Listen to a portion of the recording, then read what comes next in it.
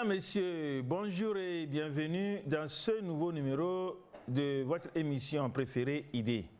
Aujourd'hui, Idée va parler de l'estime de soi et le développement personnel. Et mes invités sont Dr Dra Yao Mawena, il est pasteur, vous le connaissez très bien. Il est consultant aussi en ressources humaines. Il ne sera pas seul. Il est accompagné de Madame Agbo Samé Chantal Ayema, que vous connaissez aussi très bien. Elle est une conseillère pédagogique. Soyez les bienvenus. Merci, Monsieur Kondo. Oui, je disais, nous allons parler de l'estime de soi et le développement personnel. Docteur Dra, vous êtes déjà dans Idée. Disons que c'est un thème passionnant. Parce que quand on parle de développement personnel, moi je dis que c'est le paradigme humain. C'est-à-dire la perception qu'on a de l'homme en tant qu'esprit, en tant qu'âme, en tant que corps et en tant que cœur. Comment ces choses-là évoluent. L'équilibre entre ces quatre choses, comment est-ce que ça aide l'humain dans son ensemble à évoluer. Et de ce paradigme, il y a un facteur dont vous voulez parler, l'estime de soi, c'est-à-dire l'opinion que tu te fais de toi-même. Pour bien l'expliquer, je vais donner ce mythe que j'ai tiré de la mythologie grecque. Quelqu'un qui s'appelait Narcisse, qui se voit dans un puits d'eau. Et quand il regardait l'eau dans le puits, il se voit lui-même, en d'autres termes, il se mire. Et il dit que je suis très beau. Je vais aller vers mon deuxième dans le puits. Et il s'est jeté et il est mort. D'où le mot narcissisme. Celui qui s'aime, celui qui a une grande estime de soi, celui qui pense qu'il est le meilleur des meilleurs. C'est ça, en fait, qu'on appelle l'estime de soi. Alors, j'ai débuté par une mythologie pour bien expliquer cela. Madame Agbo. Oui, effectivement, nous parlons de l'estime de soi et du développement personnel. Au fait, l'estime de soi, c'est cette façon de savoir qui on est et de s'accepter tel quel pour pouvoir s'améliorer. C'est-à-dire que c'est la valeur que j'ai de moi-même. Par exemple, il y a des filles qui sont belles mais qui ne savent pas qu'elles sont belles. Il y a par exemple des hommes qui sont capables de faire beaucoup de choses, mais parce qu'ils n'ont pas l'estime de soi, ils ne savent pas qui ils sont, qu'est-ce qu'ils peuvent faire dans la vie. Ils sont là, ils se disent que oh, moi je suis là, j'accompagne les autres. Donc avoir de l'estime de soi, c'est d'abord définir la valeur que nous avons, nous-mêmes. Ça, ce n'est pas l'autre qui vous le dit, mais c'est vous-même qui vous le dites. Je suis intelligent. Je suis charmant, j'ai beaucoup d'atouts, j'ai beaucoup de compétences. C'est moi qui le dis à moi-même, ce n'est pas quelqu'un qui me le définit. Et quand j'arrive à cerner tout ce que je suis, cela me permet de faire des choses, d'arriver à agir sur moi et sur mon environnement pour pouvoir vivre de façon épanouie. Donc, on peut dire qu'il y a l'estime de soi en faible et en fort, c'est-à-dire il y a des gens qui n'ont pas d'estime de soi, qui ont faible estime de soi, il y en a qui ont un fort estime de soi. S'estimer, c'est s'accepter tel qu'on est, c'est de comprendre qu'on mérite de vivre, qu'on mérite le meilleur et qu'on mérite d'être aimé. Et là, on n'est pas mendiant de l'amour, on n'est pas mendiant des regards des autres, mais on s'assume et on sait de quoi on est capable. Quand on a une bonne estime de soi, cela sous-entend qu'on connaît ses forces et ses faiblesses. Et on essaie d'agir sur ses faiblesses pour être soi-même. C'est une compétition avec soi-même et non avec les autres. Comment découvrir l'estime de soi? Oui, d'abord, savoir si vous avez de l'estime pour vous. Vous devez vous assurer que vous êtes en harmonie avec vos valeurs. On peut commencer par là. C'est-à-dire que supposons que moi je suis chrétienne et j'ai une vie à vivre selon la Bible qui sont mes valeurs, mais quand j'arrive à vivre selon mes principes, mes valeurs, j'ai une bonne estime de moi-même. C'est-à-dire que je m'occupe de moi-même, je me gère, je m'auto-gère et je ne laisse pas les conditions me dominer. Donc, pour pouvoir avoir de l'estime de soi, il faut d'abord se connaître ses forces et ses faiblesses et les assumer. Pour avoir une bonne estime de soi, il faut d'abord accepter ce qu'on est et ce que les gens pensent de nous en positif. Je n'aime pas, par exemple, qu'on me mente, je ne mens pas. Là, je suis en harmonie avec mes principes. Et puis, pour pouvoir vraiment booster son estime de soi, il faut d'abord croire que je mérite d'être apprécié. C'est-à-dire, quoi que je fasse, qui que je sois, je mérite d'être aimé. Je peux donner l'exemple de certaines personnes qui sont dans des relations et qui ne savent même pas qu'ils méritent d'être aimés parce que peut-être dans leur enfance, on ne les a pas aimés comme cela se doit. Ces personnes, faut quoi? Se sentent rejetées et pensent que je dois faire pour être aimé. Non, je suis aimé pour qui je suis. Si toi tu ne m'aimes pas pour qui je suis, ça c'est ton souci. Moi je sais que je mérite d'être aimé, d'être considéré, d'être apprécié. Je sais, certes, j'ai des faiblesses, mais cela ne donne pas le droit aux gens de me brimer. Donc quand je veux booster ma confiance en moi, je dois d'abord croire à mes valeurs et croire au fait que je suis aimé et croire au fait que j'ai des compétences, au fait. J'ai des compétences. J'ai quelque chose en moi. Je suis venu sur cette terre avec quelque chose qui pourra m'aider à vivre, à m'épanouir. Et quand on veut aussi avoir une bonne estime de soi, il faut croire qu'on est utile autour de soi. C'est-à-dire, on est quelqu'un qui peut agir sur son environnement pour le rendre meilleur. Pas ça? Quelle est l'opinion que j'ai de moi-même? Un homme en tant que mental, quelle est ma vision? Est-ce que j'aime ma vision? Est-ce que j'aime là où je vais dans la vie? Ou bien je prends tout mon temps pour aimer la vision des autres en tant que mental? 2, en tant que physique, comment je suis façonné? Teint clair ou teint noir? Est-ce que j'ai envie d'être teint clair comme elle? Mais moi, personnellement, j'aime mon teint noir. Elle aime son teint clair. Là, nous avons quoi? Un bon estime de soi. C'est un exemple banal que j'ai donné.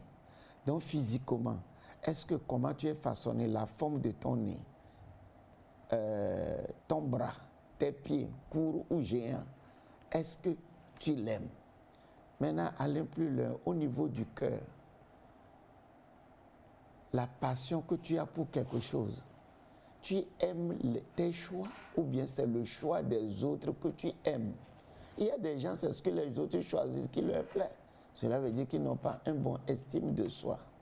Et définitivement, au niveau de la conscience, les valeurs que tu développes, par exemple, l'intégrité, l'autre est faux, l'autre est voleur. Ok, si moi aussi j'étais voleur comme lui, ou bien je peux tricher comme lui, je ne serais pas ici. Tu irais tes propres valeurs.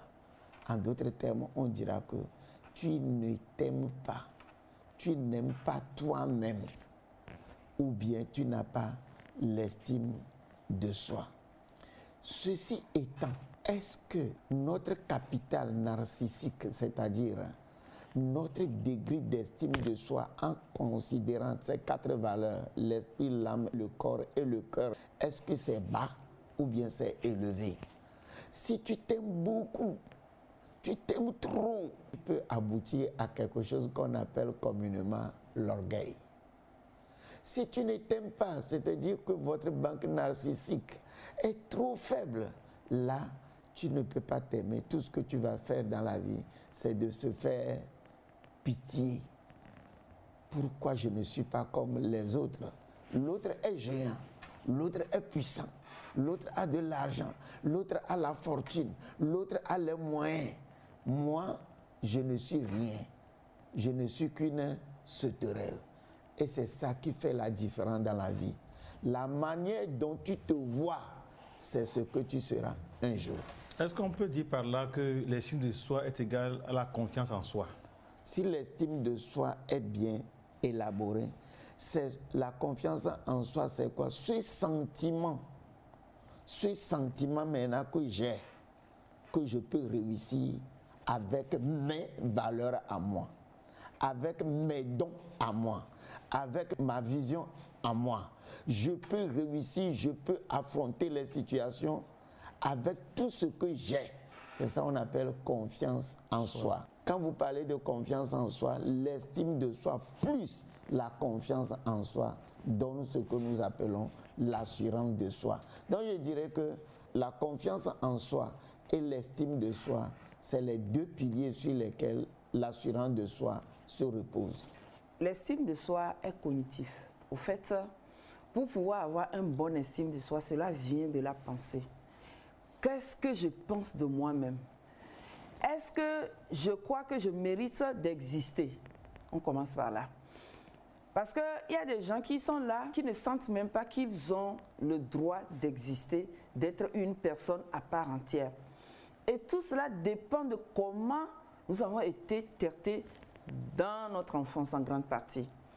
Quand, par exemple, j'ai vécu dans une famille où j'ai été estimée, appréciée, aimée, naturellement, j'ai cette estime de soi qui est boostée depuis mon enfance.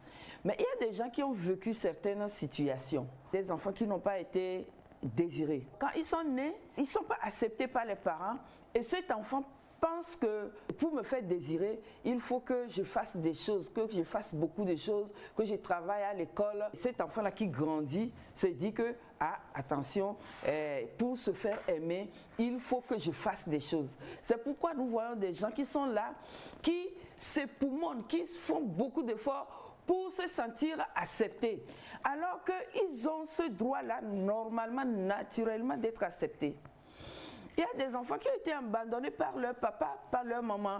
Et en grandissant, ils se disent que, ah, attention, il ne faut pas qu'on m'abandonne. Donc, il faut que je mérite l'amour des gens.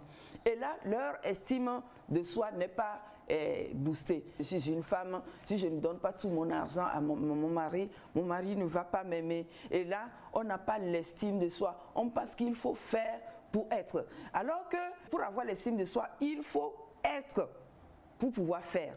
Savoir que j'ai le droit d'exister, j'ai le droit d'être aimé, comme je l'ai dit, et ceci dépend de comment nous gérons nos enfants. Je voulais en venir à là. Si vous voulez que votre enfant ait une bonne estime de soi, s'il vous plaît, faites tout pour lui inculquer l'amour inconditionnel. Un enfant qui grandit dans l'amour inconditionnel a son estime de soi boostée. Et je disais que tout cela vient du cognitif. Maintenant, la confiance en soi se nourrit de l'action. Supposons que mon estime de moi m'a permis de travailler, bien travailler, puisque ça amène à l'excellence au fait. Bien travailler, que j'ai mon diplôme. Si je n'ai pas une confiance en moi, je ne peux pas aller chercher du travail. C'est là le problème. Donc, quand on a l'estime de soi, on est épanoui sur le plan mental, sur le plan comportemental, sur le plan relationnel. Mais quand on a la confiance en soi, on arrive à s'assumer, c'est-à-dire à pouvoir aller des pensées, des idées positives à l'action. Donc, plus j'ai confiance en moi, plus je peux me réaliser, je peux faire des choses. J'ai une amie chez qui j'apprécie l'estime de soi, c'est-à-dire que vous allez chez elle, elle sait qui elle est. Et puis, c'est-à-dire elle a une valeur d'elle-même, ce qui fait qu'elle ne se laisse pas brimer, elle ne se laisse pas marcher dessus. Mais je vous dis que c'est une dame qui a son diplôme universitaire, mais qui a du mal à aller chercher du travail. Et c'est là où j'ai compris que, attention, elle a l'estime de soi, mais elle n'a pas la confiance en elle-même. Elle ne sait pas qu'elle peut faire, elle peut agir.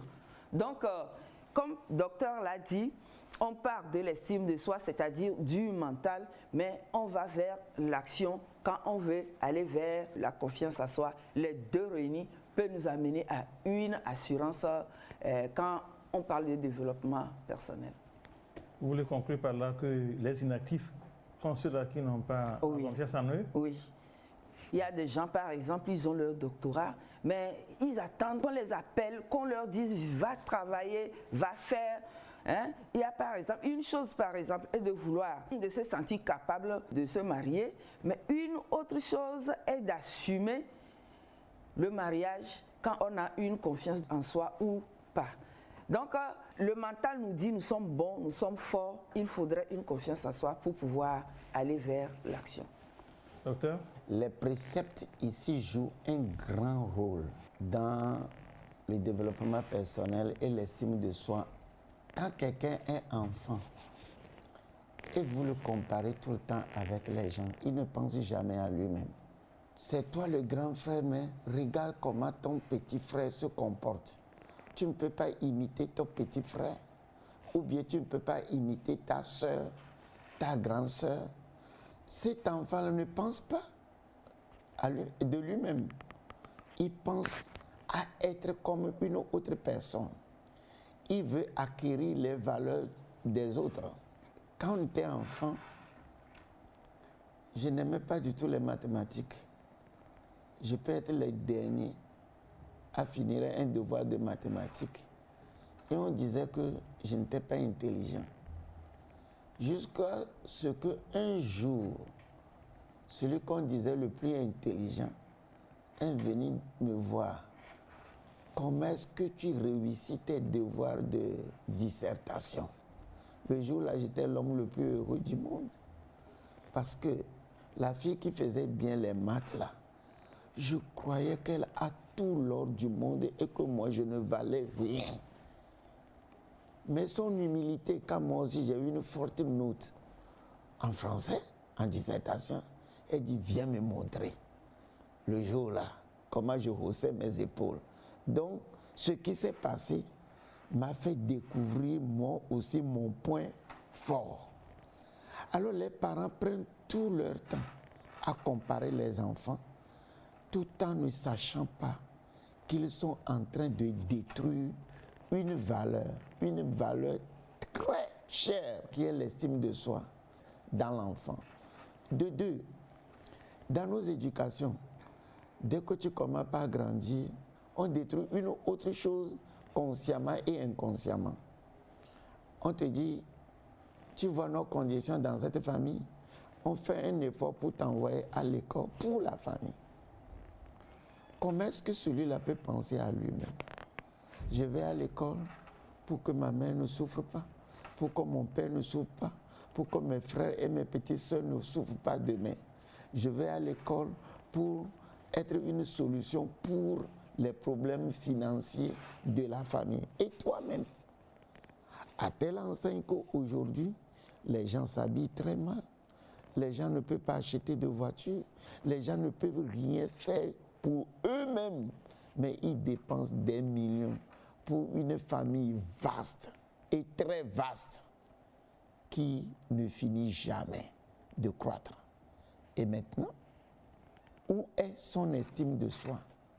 Il n'a plus de valeur, il n'a plus d'identité, lui. On ne sait même plus pourquoi il est venu dans le monde. Parce qu'il ne prend jamais son temps pour penser. Et sur lui-même, il ne fait que penser pour le bien des autres. Donc ces deux choses, les préceptes qu'on a mis en toi dans l'enfance, on rejette tes valeurs, on rejette tes dons, on rejette la manière dont même tu danses, on rejette tout ce qui vient de toi. Tes parents d'abord, de deux. Tes amis rejettent tout ce qui vient de toi. Dès que tu commences par opérer dans ce que tu sais faire, ou bien tu es né pour faire ça là, tout le monde se moque de toi. À telle enseigne qu'à un moment, tu rejettes tout de toi et tu veux acquérir ce que les autres ont. Et c'est les deux préceptes-là, pour moi, qui tuent efficacement l'estime de soi dans un individu. Oui, le docteur avait parlé de l'orgueil qui est issu du fait qu'on pense trop à soi. On pense qu'on est le centre de la vie et on veut que tout se fasse par rapport à nous. Nous ne parlons pas de ça. Nous parlons d'un équilibre à avoir quand il s'agit de l'estime de soi. Par contre, on peut aussi avoir cette fausse humilité qui tend à vouloir dire que bon, je laisse les autres faire. Je laisse les autres faire. Ça aussi, ce n'est pas de l'estime de soi. Et j'étais avec une amie qui est ma fille et elle est handicapée. Elle est à Cara. Je lui fais un coucou. Elle est venue à Lomé avec ses parents et puis je suis allée la voir. Je lui ai dit, est-ce que tu peux sortir ton vélo pour qu'on se promène? Et puis elle a dit, on n'a pas apporté ça. J'ai dit, pourquoi? Elle dit que ça va prendre beaucoup de place. Et j'ai dit, qui t'a dit que ça va prendre beaucoup de place? Elle dit, non, mes sœurs ont beaucoup de choses. Mais elle dit, mais ça, c'est ce qui va te faire te déplacer. Mais pourquoi tu penses que ça a pris beaucoup de place? Personne ne te l'a dit. Donc, vous voyez que cette personne déjà pense que moi, je ne mérite pas la place dans la voiture. Donc, quand on veut reconnaître le fait qu'on n'a pas une bonne estime de soi, le premier point, c'est qu'on s'est dit que moi, bon, les autres, oui, moi, ce n'est pas, on peut se passer de moi. Non, vous êtes une personne en bonne et due forme. On ne doit pas se passer de vous. Partout où vous allez, vous avez votre place que vous devez revendiquer en toute sagesse. Il y a des gens qui sont là et qui se disent « moi, personne ne m'aimera ». Ça, c'est dans la tête. Quand vous le dites, vous vous sous-estimez alors que sur cette terre, il y aura quelqu'un qui vous aimera forcément. Quand on veut reconnaître quelqu'un qui n'a pas l'estime de soi, cette personne a tendance à s'effacer au détriment des autres. Cette personne pense que je dois faire beaucoup de choses pour qu'on m'aime, ou bien cette personne est liée au regard des autres. C'est-à-dire, si je vous regarde, M. Condor, et que vous souriez, je suis content, je me dis que M. Condor m'aime. Mais le jour où je vais vous regarder et vous allez froncer la mine, je deviens triste. Alors que je n'ai pas le droit d'être triste parce que je ne sais pas pourquoi vous avez froncé la mine. Ce n'est pas forcément parce que vous ne m'aimez pas. Donc, il faut faire attention quand on veut considérer le regard des autres ou bien la façon dont les autres nous considèrent. Ça n'a rien à voir avec ce que je suis. Ce n'est pas parce que l'autre pense que je ne suis pas intelligent, que je ne le suis pas. Je le suis à ma manière. Il faut se regarder et s'observer pour pouvoir savoir si vraiment je trouve ma place dans mon univers. Et quand je suis quelque part où je constate que je suis humilié, banalisé, je dois comprendre que mon estime de soi ne va pas se développer dans cette atmosphère et je peux me retirer et aller là où je suis apprécié. Parce que certainement, quelque part sur cette terre, il y a quelqu'un qui m'aime tel que je suis et je suis apprécié tel que je suis, que ce soit sur le plan professionnel ou sur le plan relationnel. J'ai mon droit d'exister, sinon Dieu ne m'amènerait pas sur cette terre. J'ai de la valeur, je dois avoir une estime de soi qui ne dépend pas de ce que les gens pensent de moi. Oui, avant de continuer, docteur, si nous disons que ceux qui manquent de confiance en soi sont des gens inactifs, si aujourd'hui l'Afrique n'arrive pas à se développer, c'est parce que l'Afrique manque de confiance en elle? Est-ce que les gens qui sont dans les pays africains savent qu'ils sont compétents? C'est une question de compétence. La peau noire, est-ce que la peau noire sait qu'elle est compétente? Est-ce que la peau noire sait qu'elle est capable de faire ce que la peau blanche ne peut pas faire? Là, par exemple, je ne veux pas parler de peau qu'on me traite de discrimination, mais je vais dire l'Afrique, parce qu'en Afrique, il y a des peaux blanches et des peaux noires. Alors, voyez ceci, qu'est-ce que c'est que la compétence? La compétence, c'est 1, le savoir. 2, le savoir-être. 3, le savoir-faire. 4, le savoir-vivre. Je m'explique un peu. Le savoir. Est-ce que les Africains sont très intelligents, ils maîtrisent ce qu'ils ont appris? Est-ce que les meilleurs médecins viennent de l'Afrique? Si. Est-ce que les meilleurs économistes viennent de l'Afrique? Si. Est-ce que les meilleurs médecins viennent de l'Afrique? Si. En technologie, beaucoup de choses qui ont été découvertes dans les grandes universités en Europe comme aux États-Unis, je suis fier que c'est les Noirs, nous ne sommes pas là pour citer des noms. Beaucoup de Noirs ont inventé des choses que l'autre continent n'a pas pu inventer. Mais est-ce que nous-mêmes, nous savons que nous avons quelque chose?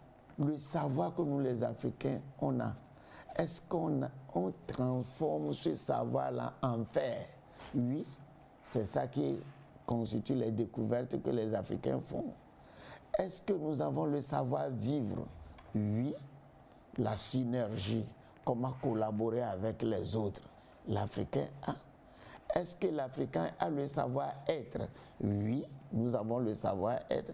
Tout ce que l'homme en tant qu'humain, tout ce paradigme de développement personnel qu'un blanc a, un Africain aussi a. Voilà pourquoi personnellement, je ne me laisse jamais intimider devant une race. Non. Mais le colonisateur vient, je vais exploiter un peu un dicton. Ce que je vois, tu n'as pas vu.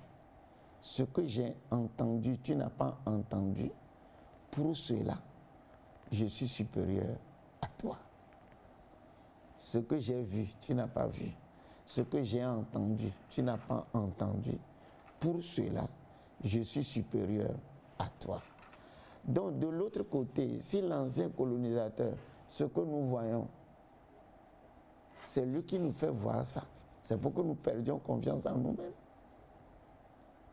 Tout le temps, à la télévision, hier, c'était l'Éthiopie. Les gens qui ont faim, qui ne trouvent pas à manger. Les gens souffrant de Kochoko, c'est l'image que nous avons de l'Afrique. Un jour, c'était en 1994, j'étais aux États-Unis pour la première fois au cours d'une conférence des leaders d'église. Et puis, on m'a logé dans une famille et sur Internet, à l'époque, il dit « Pasteur Dra, viens voir ton pays. » Et je me suis demandé comment quelqu'un vient au Togo. C'est une case très sale en paille avec la porte en haut, avec des femmes et des femmes nues, moitié nues et des enfants mal habillés. C'est comme ça qu'on m'a présenté le Togo. Et je leur ai posé la question. Si moi aussi je viens maintenant, je viens dans la forêt d'Amazonie, je prends les Indiens de la forêt d'Amazonie, de la vieille époque, et je dis que ça c'est les États-Unis, est-ce que vous avez aimé? On dit alors, à quoi ton pays ressemble? Heureusement que j'avais une cassette de mon mariage que j'avais célébré en 92, où j'avais circulé dans toute la ville de Lomé. Et puis ils ont mis ça. Ils ont dit, oh, Lomé c'est comme chez nous. Alors, pourquoi les gens qui font les sites à l'époque présentaient l'Afrique sous une autre forme? Moi, je vois des grands orateurs, des fois chrétiens, venir faire de grandes croisades à Lomé et on apprécie. Mais les hôtels de luxe dans lesquels ils ont dormi à Lomé, on ne les voit pas dans leur rapport de croisade. Ce qu'on voit, c'est les bidonvilles où les gens ne trouvent pas à manger, les gens ne trouvent pas de l'eau potable à boire. C'est ça, il montre que c'est chez les gens pauvres, je suis parti prêcher. Donne-moi de l'argent pour que j'aille les nourrir, aussi en plus de la prédication. Donc, on contrôle ce que nous voyons, on contrôle ce que nous entendons, et ce qu'ils disent, c'est ça, on accepte. Et l'essentiel à la fin de la journée, c'est que tu es une piètre image de toi-même. Tu penses que tu vis dans une localité du monde qui n'a rien. Je dois immigrer. C'est une solution peut-être à l'immigration. Que les gens développent l'estime de soi. D'abord, je peux être ici, je peux réussir ici, en s'aimant, en aimant les valeurs que l'Afrique a. Progressivement, nous pouvons sortir de ce problème africain et qui, tout le temps, se voit inférieur. Une fois encore, ceux qui veulent que tu sois inférieur, tous ceux qui veulent que tu te vois inférieur, contrôlent ce que tu vois, contrôlent ce que tu entends. Et donc, tu déduis la conclusion. Quand est-ce que je peux être comme ceux-là? Madame Abou? Les colonisateurs, pour pouvoir annihiler notre confiance en soi, se sont attaqués à notre estime de soi, c'est-à-dire nos valeurs. Ils nous ont montré que nos cheveux crépus ne sont pas les meilleurs. Ils nous ont montré que notre façon de nous habiller n'est pas ce qu'il faut. Ils ont tout fait pour que nous soyons en décalage avec nos propres valeurs. C'est là où ils ont réussi à nous avoir. Généralement, quand quelqu'un veut vous avoir, quand quelqu'un veut agir sur votre progrès, votre réussite, il vous montre que vous n'êtes pas la bonne personne. Ou bien ce que vous faites n'est pas la bonne chose.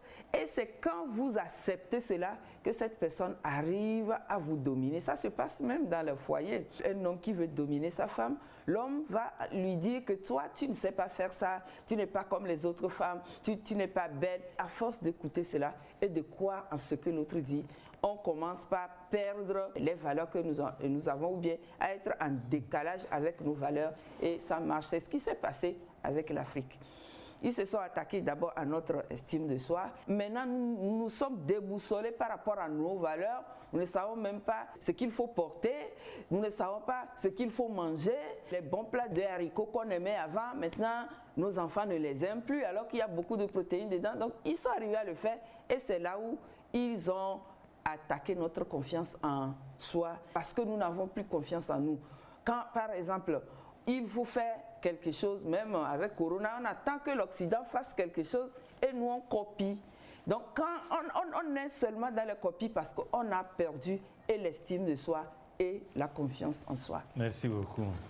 Oui, en tant que conseil pédagogique, oui, dans l'éducation de nos enfants, à quel moment faut-il commencer à préparer l'enfant à avoir son estime en lui-même?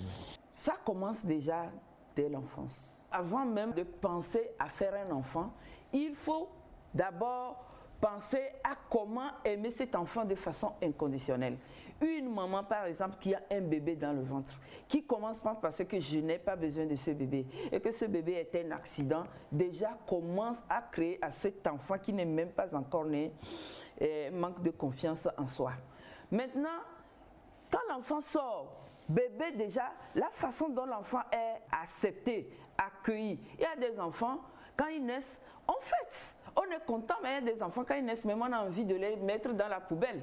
Déjà, on commence par inculquer à l'enfant cette notion, tu n'es pas désiré, tu n'es pas désiré. Donc, quand je veux que mon enfant ait un estime de soi acceptable, capable de booster sa réussite, voire son excellence, je dois d'abord l'accueillir sur cette terre de façon inconditionnelle.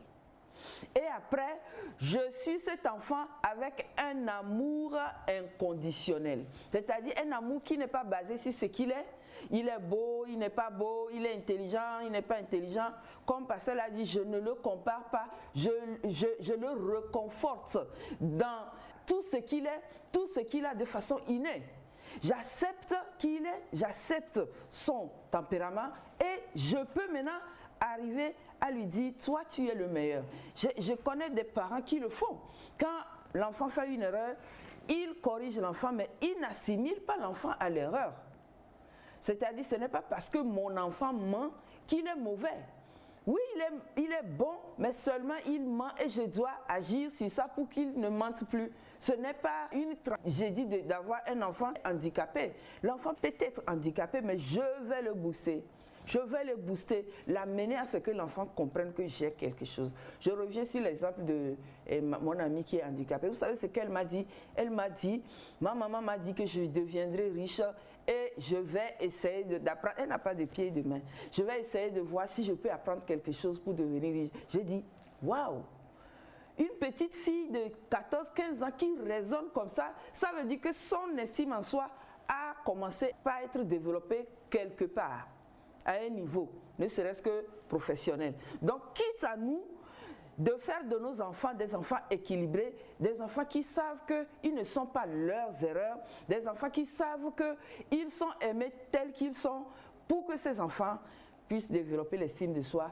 Parce que tant qu'ils n'ont pas l'estime de soi, il serait difficile pour eux de rentrer dans l'excellence. Le problème de l'estime de soi dans la famille est un problème très important. Je vais d'abord parler du couple. Est-ce que la femme apprécie ses propres valeurs? Est-ce que la femme sait qu'elle a quelque chose de très beau, très bon en elle, qu'elle peut donner à l'humanité, ou bien elle a été prédisposée avant le mariage à être docile à son mari, à s'effacer et écouter bêtement son mari en tant que chef de la famille. Après que ses parents aient fini de la lui dire, l'Église appuie là-dessus, le Coran appuie là-dessus, la Torah appuie là-dessus. Et c'est comme ça que Madame va au foyer avec une piètre image de ses valeurs en tant que personne unique, singulière que Dieu a créée avant d'être épouse. Pleine de dons et de potentialités comme ma fille Jeannebelle, mais on peut la réduire à néant. Premier constat. Deuxième constat, est-ce que madame sait que son mari est unique? Certaines femmes font ça à certains hommes aussi. Tu ne peux pas être comme l'autre là. Tu ne peux pas t'habiller comme l'autre là. Tu ne vois pas comment l'autre l'a fait. Donc, elle compare son mari soit à son papa. Comment les choses se font. À telle enseigne qu'à un moment donné, leur mari ne se sent plus à l'aise. Un jour, quelqu'un me causait et il dit que quand ma femme est à côté de moi, je ne peux pas bien conduire. Parce que c'est elle qui dirige le volant. C'est elle qui voit. Elle parle tellement, elle dirige tellement son mari que le mari n'est plus. Et dans les pareils, un jour, du collège protestant, il sort de la voiture, donne la clé à la femme, il prend ses billets et rentre à la maison. Bon, pourquoi elle fait ça là? C'est pour que le mari finisse par perdre confiance en lui-même. Et qu'est-ce qu'elle détruit? Son estime de soi. Tu ne vois pas comment tes camarades conduisent. Tu ne vois pas l'autre là où il est passé. Tu ne vois pas, tu ne vois pas, tu ne vois pas, tu ne vois pas. Ces petites comparaisons tuent l'estime de soi. Petite chose, la manière de tenir les fourchettes. Ce n'est pas comme ça que mon papa faisait. Il y a certaines personnes qui sont habituées à manger avec la main. Tu rentres dans le mariage, ta femme dit que moi, mes parents mangeaient avec des fourchettes. Oh, toi, tu manges avec la main. Et quand tu manges, elle dit, quel type d'homme j'ai épousé ça? S'il mange, tu n'as pas envie de manger. Vous me comprenez? Donc, ça tue quelque chose dans l'homme aussi. Donc, c'est une guerre dans les familles, en fait. L'homme n'apprécie pas les valeurs de la femme n'apprécie pas les valeurs de l'homme. Et ça conduit à quoi? Critiquer. Les époux se critiquent à longueur de journée, à telle enseigne qu'ils n'ont plus de temps pour construire ensemble. Il y a un troisième partenaire, les enfants. Ils sont à côté en train de voir comment papa et maman se critiquent en détruisant les valeurs intrinsèques que papa et maman ont de très chères, que eux aussi, ils ont hérité de leurs parents, de leurs églises, de leur éducation. Et donc, les enfants commencent par imiter ça entre eux. Les valeurs de sa petite sœur, ils détruisent ça. Parce que la même chose que maman fait à papa, maman fait la même chose en comparant les enfants entre eux. Papa aussi compare les enfants entre eux. Finalement, toute la famille grandit sans estime de soi. Et donc, toute la famille grandit sans la confiance en soi. Jusqu'à ce que les couples vont commencer par penser à ce que j'appelle l'unicité, la singularité. Ou bien, l'homme commence par dire que cette femme-là, elle est unique. Elle est unique avant de devenir épouse. L'homme était unique. La femme aussi était unique. Et deux choses particulières et uniques viennent s'assembler. Évalue mes valeurs. Et je vais contempler tes valeurs. Si tu refuses de contempler mes valeurs, les choses bonnes et merveilleuses que j'ai en moi, mes dons, mes talents, ma manière de faire les choses je ne vais jamais respecter les valeurs qui sont en toi. Une femme, avant d'être épouse, est une personne particulière, pleine de potentialités. L'homme, avant de se marier, est plein de potentialités. Que personne ne méprise les valeurs de l'autre. En d'autres termes, que personne ne détruise l'amour et l'estime de soi vis-à-vis de l'autre. Ainsi de suite. Et si ces conditions-là sont vérifiées, vous allez voir que ceux qui profitent davantage de ça, c'est les enfants. Par rapport au foyer, lorsque je veux que mon partenaire ou quelqu'un ait l'estime de soi autour de moi, il faudrait que je laisse cette personne vivre selon lui-même. Que cette personne vive ses valeurs. Vous n'êtes pas là pour détruire la valeur de l'autre et mettre vos valeurs. Non. Vous n'êtes pas là pour détruire le tempérament de cet enfant et mettre votre tempérament. Tant que vous le respectez dans ses valeurs et dans ce qu'il a de bon, vous allez constater que cette personne sera épanouie et aura une estime de soi. Le problème est que une personne qui n'a pas d'estime de soi ne peut pas faire épanouir son entourage. C'est-à-dire, il ne peut pas donner des résultats positifs. Donc, supposons que j'ai mon mari et que je ne le laisse pas vivre dans mes valeurs, malheureusement, ce mari ne peut pas m'aimer.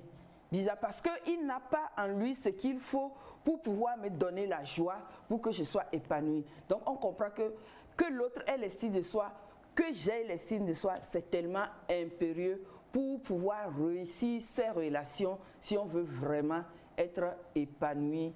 L'estime de soi, la confiance en soi, l'assurance en soi et le leadership.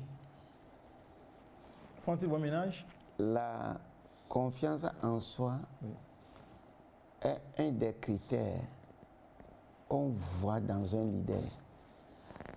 Le leadership n'est pas tout de suite celui qui dirige les gens. Le leadership est d'abord personnel. Et moi, je vais ramener la question là-bas. Le leadership personnel, c'est-à-dire comment toi-même tu te diriges. Et nous avons 4 points dans le leadership personnel. Nous avons l'intégrité, 2, la vision que tu as, 3, la confiance en soi, entre parenthèses, l'estime de soi, la confiance en soi et l'assurance de soi. En développant le thème de l'estime de soi, je voudrais faire comprendre que c'est un thème très indispensable au leadership. Donc, avec l'estime de soi, développer ou bien la confiance en soi ou bien l'assurance de soi, tu vas tout de suite vers 2 grands ingrédients du leadership, la volonté et la détermination. Celui qui n'a pas l'estime de soi ne peut pas avoir la confiance en soi. Celui qui n'a pas la confiance en soi ne peut pas avoir l'assurance de soi. Celui qui n'a pas l'assurance de soi n'a pas une volonté forte ni une détermination forte. Et toutes ces choses-là sont les qualités d'un bon leader. Pour qu'on puisse parler d'un bon leader, il faut la vision, il faut la confiance en soi. Et la confiance en soi est liée avec l'estime de soi. L'estime de soi est liée avec l'assurance de soi. L'assurance de soi est liée avec la volonté. La volonté est liée avec la détermination. Si on parle de leadership personnel, quelqu'un qui veut diriger, il faut qu'il développe d'abord l'estime de soi. Et quand il va ajouter à l'estime de soi la vision, on dit qu'il est un bon leader. Oui, conseil pédagogique. Le développement personnel, c'est cette volonté de chercher à s'améliorer, à être la meilleure version de soi-même. Donc, je peux chercher à me développer personnellement ou me faire aider pour pouvoir évoluer. Donc, d'abord, avant que je cherche à m'améliorer, cela sous-entend que je veux prendre soin de moi-même. Ça veut dire que j'ai une estime de soi. Quelqu'un qui n'a pas d'estime de soi ne peut pas chercher à se développer ou bien à acquérir des notions de développement personnel. Au fait, le développement personnel consiste à ajouter un plus à soi pour pouvoir aller vers une autre étape. Par exemple, je peux chercher à agir sur mon caractère, que je sois colérique ou pas, pour pouvoir tenir dans les relations. Ça, c'est vouloir accéder à un développement personnel. Ce n'est pas aussi mystérieux que les gens le pensent. Quand on parle de développement personnel, c'est seulement le fait que je veille arranger quelque chose sur moi-même parce que je veux réussir, je veux m'épanouir. Pour cela, j'ai besoin de m'aimer et j'ai besoin de l'estime de soi. C'est ça qui peut amener vers le leadership. Avant d'être un bon leader, il faut que je travaille sur moi-même. Il faut que j'accède au développement personnel. On ne dit pas d'aller vers quelqu'un qui, selon nous, a le secret de nos réussites ou bien qui pourra nous aider à réussir de façon magique notre vie. Non. Le développement personnel, c'est d'abord croire en soi. Je peux. Avant d'aller vers quelqu'un d'autre, il faut que moi-même je me dise je peux. Il faut que moi-même je sache que j'ai des besoins. Et quelqu'un qui ne s'estime pas ne pense même pas à savoir les besoins dont il a, les faiblesses qu'il faut relever. Donc on voudrait vraiment que l'on comprenne qu'on a vraiment besoin de l'estime de soi comme base pour pouvoir accéder à un développement personnel qui consiste à être la meilleure version de soi-même. J'aurais souhaité vous garder plus longtemps, chers invités. Malheureusement, le temps qui nous a imparti touche déjà à sa fin. Avant de vous laisser partir, votre dernier mot. Je commence par Madame Samé Agbo Aïma Chantal.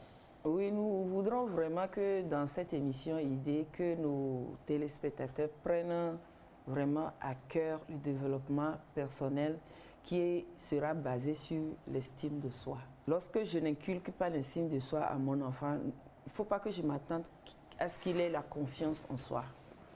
Cet enfant-là ne pourra pas agir. Donc c'est moi, au fait, qu'il tue en lui la confiance en soi. Et je ne serai pas étonnée quand, lorsqu'il grandira, il ne pourra pas faire des choses parce que je lui ai dit qu'il ne vaut rien, qu'il ne sait rien faire, qu'il n'est pas comme les autres. Je voudrais aussi que nous pensions à nous-mêmes quand nous parlons de confiance en soi.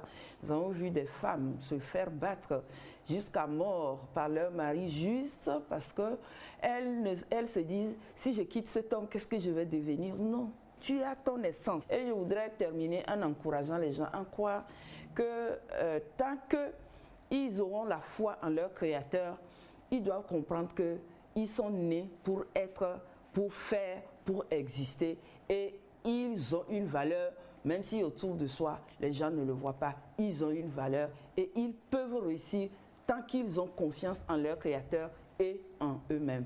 Donc, vraiment, merci, M. Kondo, pour l'opportunité que vous nous donnez de nous réveiller et d'être des boosters d'estime de soi personnelle et des boosters d'estime de soi autour de nous. Docteur? L'estime de soi, c'est la base de la chose dont nous avons besoin aujourd'hui dans la société, la compétence. Comment aider l'individu à découvrir ses compétences ou bien ses potentialités, à travailler ses potentialités, mettre ses potentialités au service d'autres et au service de son entreprise et au service de son pays. Si nous ne nous aimons pas et que nous cherchons toujours à être comme les autres, nous sommes en train de détruire notre propre potentialité.